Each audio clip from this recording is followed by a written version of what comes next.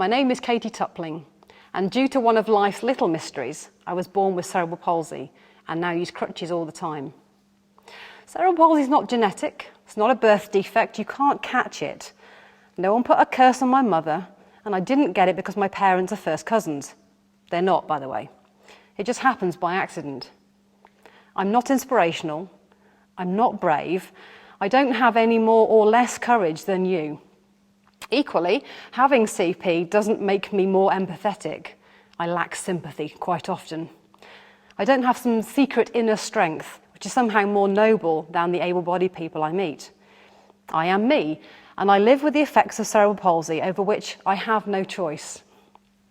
God did not make me this way and then gift me to the right parents. I'm no more special than a child than any of my friends, although CP made life as a child more of a challenge for my parents and then for me. But please don't just see the CP and my crutches. I've got a whole host of issues in life, and disability is only one of them. For example, I'm female, I'm a Christian, I'm a vicar, I'm a northerner, and most clothes seem designed for women 3 inches taller than me and 3 stones lighter than me. A lot of issues to contend with. A lot of people with CP don't walk, and my parents were told when I was just 2 years old, take her home and love her. Just love her. They ignored such crude advice, which wrote off and undervalued their child, so I grew up with the mantra, there's no such word as can't. There's no such word as can't. There's no such word as can't. Turned out to be quite damning words. However, they taught me resilience. My father taught me to walk, first crawling, him with my hands grasping his ankles, and a realization at such a tiny age that I really had to raise my limbs from the floor to reduce the increase of carpet burns. Then toddling, my willing arms raised to grip the parents' hands and unwilling legs trying to keep pace. And then walking, the constant battle against gravity and the ongoing frustration of losing communication with my limbs one at a time. By which time I was ready for school and walking like a drunk. Growing up, I began to realise I was different. No, not how you're thinking. I was English in a Welsh town. After that came the realisation of physical difference, and then the value attached to such difference. There was a point of revelation, aged only 7, where my having CP moved from observation to a judgment call on who I was and my value. So people really impacted how I viewed disability. At first I just thought I walked differently, and then I realised that people were looking at me differently because I walked differently. Old ladies would berate my mum and I fell over in the street, and they'd come up and bash her over the head saying, that poor crippled child, how can you be so cruel? And I heard the word cripple for the first time and thought, I'm a child, I knew that, I'm crippled, that's not a nice word. I'm poor, I don't think I am. And mum would say to them, but when she's a teenager and a woman, who will be there to pick her up? She must learn for herself, she must learn resilience. And she would fight that battle to the death, and she was absolutely right. Who picks me up now? Well, well-meaning people who grab me by the elbow, but more of that later. So people first impacted me and made me realise that being disabled wasn't just, oh, you're disabled, like, oh, you're tall or short, oh, you've got dark hair or blonde hair. It actually meant a judgment call. There is something other about you in humanity that makes me and you in different places and not equal people. So a couple of examples for you. One very bad and one absolutely brilliant, where people have really impacted how I see myself and who I am. The first was a church when I grew up as a teenager. They had a healing service. Brilliant idea, you think. I completely agreed. And I went to it. And I sat at the back very quietly to see what it was about. It was a new thinking to me. And people went forward, they were prayed with, and they were released from all sorts of things that were bothering them, both in their soul and in the body. I went to a second one thinking, well, I'm a bit braver now and I'll go along and maybe I'll just go forward and see what happens. And I went forward. I'm 14 at this point, formative years, hormones and life, everything crashes in at once, and disability and identity. So I went forward for prayer, and they laid hands on me and they prayed for me that I would be released from cerebral palsy. I thought, I didn't come forward for that prayer, but that's okay, maybe God's telling us something else. Actually, my parents were going through a tricky time at home, and I'd come forward for prayer to be released from the tension of all that. But we prayed for the disability, and nothing happened. Clearly, I'm still disabled. The devastation on their faces was enormous. And I thought, I've let them down. How could this be? Have I let them down? Is my faith not big enough? Is God sort of somehow saying, well, you weren't that good this week, were you, so you don't deserve it? And I walked away on my crutches thinking, this is very strange. I wonder what went wrong there. I came back a month later thinking, maybe there's something more to this. Maybe it's about being obedient rather than getting results. As I walked through the door, a well-meaning person said to me, oh, you're back again for a third time. Third time lucky. I thought that was interesting, but grown-ups are quite strange and they often joke about these things. And as I came a bit further into the church building, someone else said, why have you come back? I said, well, because I'm obedient, I'm a teenager. I'm actually a teenager who's interested in church and what it has to say to me. And that person said to me, you're not a good advert for a healing service, are you? So I left. I went home. Mum was surprised to see me there early, but I caught a lift with someone passing by and went home and just thought about what it meant for other people to make that judgment call on me. People who were in church, well-meaning, but I think got it wrong. The person who balanced that up many years later is a fabulous man, now retired as clergy, called Robert Parsons. He was my first training incumbent when I was merely a humble curate, an apprentice vicar. And when I arrived in post, he said to me, you have crutches, which makes things physically more of a challenge for you. When it comes to what we do in church here, we will mould ourselves to make sure that you flourish and you fit. And wherever we have hiccups and problems, we will treat it with good humour. And you will tell us what we need to do to make sure that you flourish. Encounters with people are vital to the identity of the person with the disability. And the things you say and the way that you look at us make us either feel like we're flourishing or feel like we're being crushed. So that brings you on to, if people are meant to represent what God is like, albeit in a fallen and broken form, well then what does God think? So rather like saying God as Father, looking at your own dad and saying, well, if that's what my dad's like and God is Father, does that mean God's like my dad? Which in my case, I sort of hope not. There is this sense of thinking, well, if people look at me in a certain way, is that how God sees me? This is the point of the task force, Disability and Jesus. We're coming together to try and figure out if we're made in the image of God as humanity, and we all believe that we are, but some of us have got bits that don't work, and we're all broken in some way because we've all fallen short of God's glory and all that stuff that you know very well. But actually some of us are more broken more obviously than others. Does God still love me if I'm disabled? Can I still serve him in some way if I have a disability?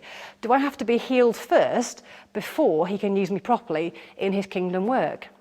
And if I am made in the image of God, what's gone wrong? Psalm 139 talks about being wonderfully and fearfully made, crafted together in the mother's womb. And you kind of read it and think, well then which bit of it wasn't he paying attention to? He's knitting me together and he gets distracted. What was that? I missed a bit. Should be fine. It's only cerebral palsy. She'll cope. How does it all work? And what we realised was we had to look at what God thinks of humanity and not what people judge us by in our disability. So I've come to a place of thinking, God makes creation and says it's amazing. God makes humanity and says, wow. And he doesn't make mistakes. But I don't always understand what it is he does. If I understood God, well then I wouldn't be sitting here talking to a camera and you guys. I would be in the kingdom of heaven. Clearly I'm not, although this place is quite nice. If I understood God, then I would be God. And there are certain aspects of him that are complete mystery, and I will never get until I arrive in heaven. At which point I will be completely healed and whole, and doing cartwheels. You'll spot me a mile off, it'll be brilliant. Cartwheels must be very strange to do. Can't even imagine it. So if I'm made in the image of God, and he doesn't make mistakes, then my disability is part of what he sees, and he hasn't fixed it yet, so something about it is equally as important as being able-bodied. Which means that in some weird way, he's actually using my disability in a good way. Does the end justify the means? I don't know. Does the silver lining justify the cloud of being disabled? Sometimes yes, sometimes no. What we have to live with is the fact that God made me, God knows I'm disabled, God leaves me in this condition for the minute, and God will do amazing things through it, until the point where he says, now is the moment of complete healing. But my CP is not the most obvious thing that needs healing about me. There are many other things that need healing first. And I think it's in God's timing as to how that happens. But he still uses me, and he called me in a very specific way to become a vicar. Now that is a big challenge, whether you're able-bodied or not. But it's an even bigger challenge if you think, being a vicar, there are no women to look at to say how to do it. This was quite a few years ago now. There are no young people to look at to say, how do I do it?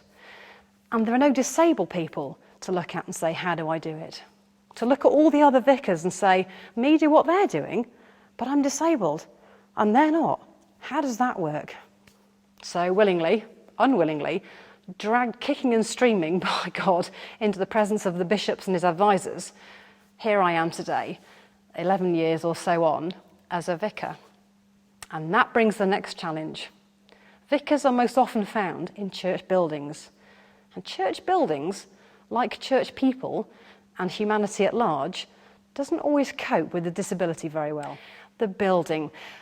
Church buildings are very beautiful architecturally. Well, actually, no, there are some that are terrible. But the one I'm currently sitting in is really lovely. There are some changes that could be made for personal preference, what have you. But in terms of disability, actually it's dreadful. It's not the worst I've been in, but I couldn't tell you where that was without my lawyer present. But it's not great. There are, I think, 14 different changes I have to process when I walk through the initial porch door just to getting where I'm sat now, never mind going further up behind me to the top table to do things like communion and what have you. Let me just talk you through them. When I walk across the threshold, there is a strip for the doors to close onto. That's number 1. We then go from tarmac onto flagstones. That's number 2. The flagstones are all different and uneven. That's number 3. I then come into a second set of doors that I have to open or are opened onto me by well-meaning people on the inside who smack me in the face as they do so. That's number 4. There's another door jamb to manage there. That's number 5. The interior of that porch is grey carpet. So that's 6 for the grey, for different colour for flagstones, 7 for the fact it's carpet and therefore a different texture and feel under my feet and bounce under my crutches from the flagstones. Then we walk in through people, usually, or clutter, which is like 8 and 9. If I'm lucky, there's no one in there, but I'm expecting there could be, so that's 10. I may get up to more than 14 at this rate. Are you ready? Still with me? Good, good. Then we walk in through another set of doors. They have glass in them, so I can see what's the other side, unless someone's left the bag there or a small person. I don't mean dwarfism, I mean a child, usually. So what are we up to now? Is that 12 or maybe 10? Let's call it 10 between friends. I then come onto a different carpet, 11, which is now a different colour, 12, which is now also got texture pattern in it, 13. These things matter. You may not think they do, but trust me, I've lived with this for 40 years now. 40, good heavens, how long the time's gone, and I know exactly what I'm talking about. Then you come up the aisle past Victorian heating pipes, which could be hot or not, 14. Then you come up the first step, 15. I'm above 14 already, aren't I? It's got an edging strip on it that I didn't expect, 16. Onto a platform, which has got nothing underneath it, 17, because platforms move, unlike solid things that don't. Then I come up to the next bit, which has got another raised step, 18. I can't count either, I didn't do maths at school. And then I come to this bit, which has got different lighting again. The camera crew will testify to that, 19. And then I get to where I sit, over marble, 20, which is two-tone, 21, and a different feeling again under my feet, 22. That looks rude. Then I sit down in my seat, 23. 23 different changes of floor texture, colour, pattern, feel, and height difference. 23 things I have to process just to get from the main door of my church to that seat. Never mind bear with me, 2 more steps up there with different textures, different colours and different feels to get behind a table I don't fit behind to do communion. 25 different changes of texture, colour and environmental things before I include you, the wonderful humans that I serve in this beautiful building that you love. And you move in strange and mysterious ways. You often don't look behind yourself when you step out from inside a pew. You leave things in awkward places like umbrellas and handbags, and that's just the men. You put things down without looking. You move around without checking. You're very strange to fit into that mix of the environmental changes. If you think I'm not concentrating on what you're talking to me, that's because I'm processing every single one of those changes as I walk, and then trying to predict where you're going to move next. And who's going to put something in my hand and say, can I just give you this, Vicar? Can I give you that? Can you hold this? Can I take that off you? Whew. It's a massive distraction. Think of your computer processing things in the background and freezing every now and again, and you wonder what's going on. Welcome to my world, and I'm not that disabled. And sometimes people say, but Vicar, there aren't many disabled people in our church. I wonder why. I might be the first, I might not be. There might be a lot more people here than you realise. And they also say, but we've always done things this way.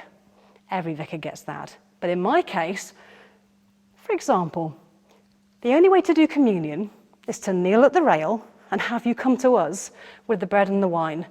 That's the only way to do communion. Can't you adapt to our way? What might that look like, I wonder? So for me to do it your way, this is what it would look like. I've got my trolley. Everyone looks nervous. But as long as you can kneel at the rail, and as long as you can be given your wafer, as long as you can be given your wine, everyone's happy. Look how dignified this looks. Look how fulfilled I feel in my ministry. Oh yes.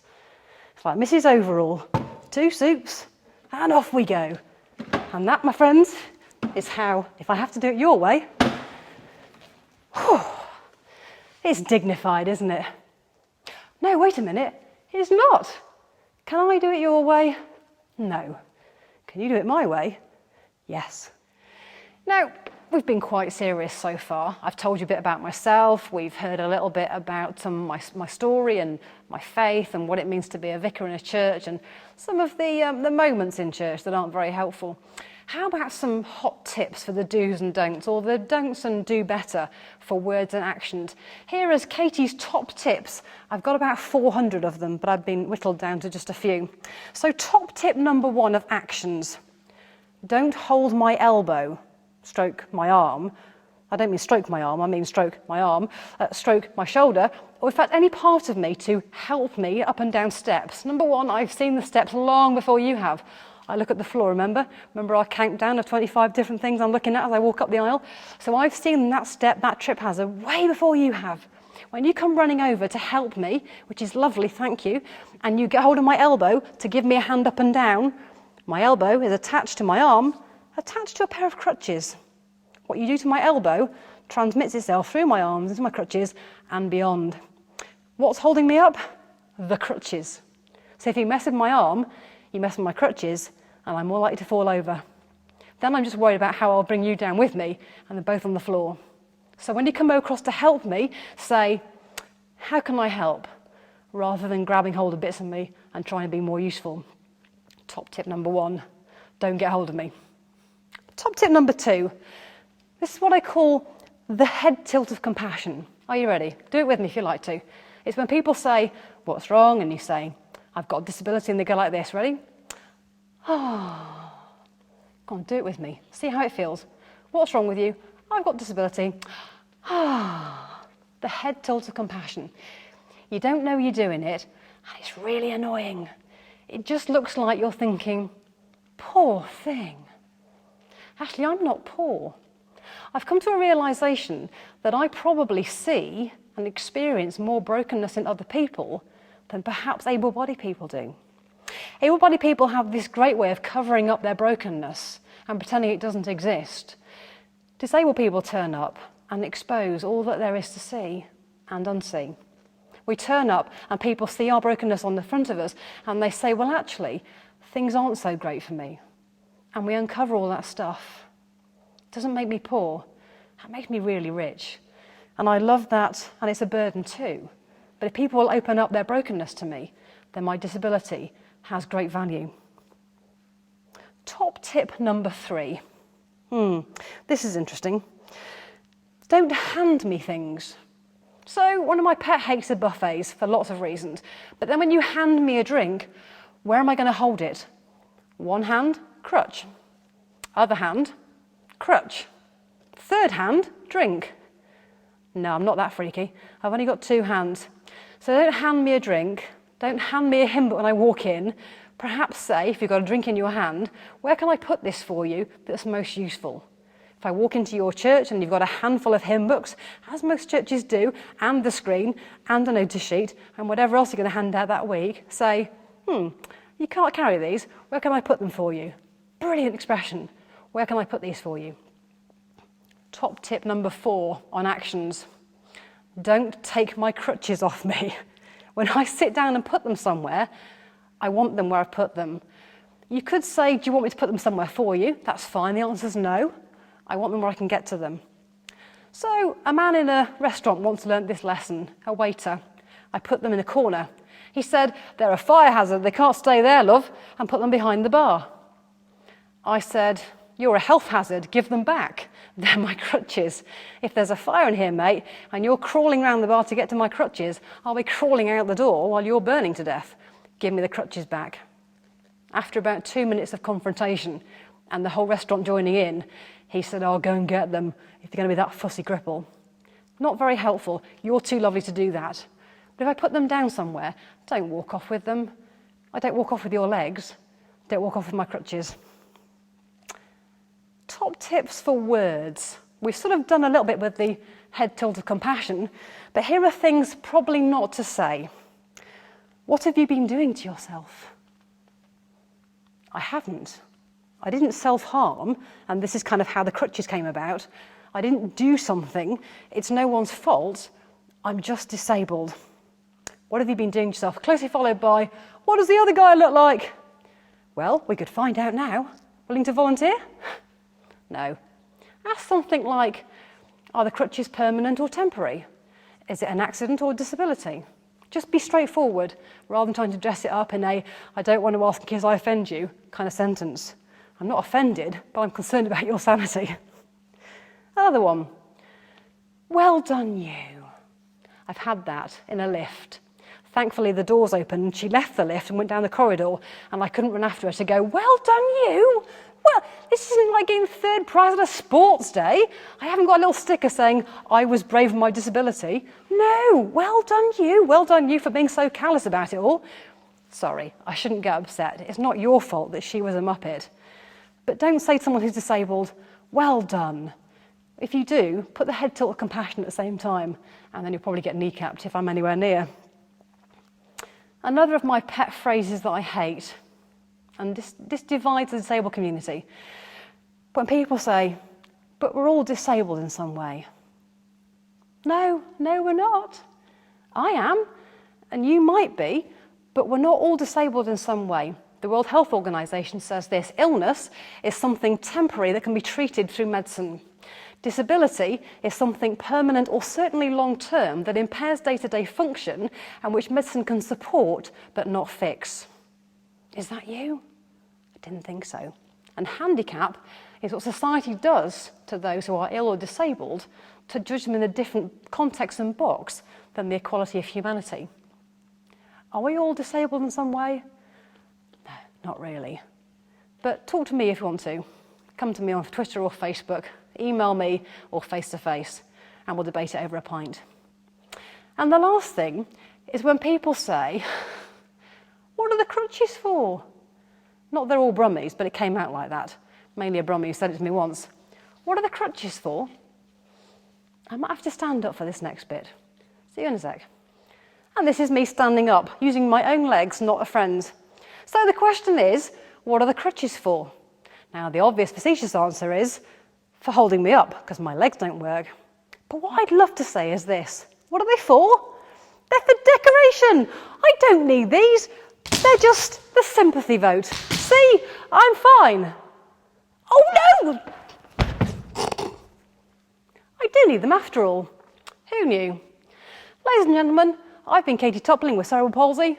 You've been the audience. Thank you.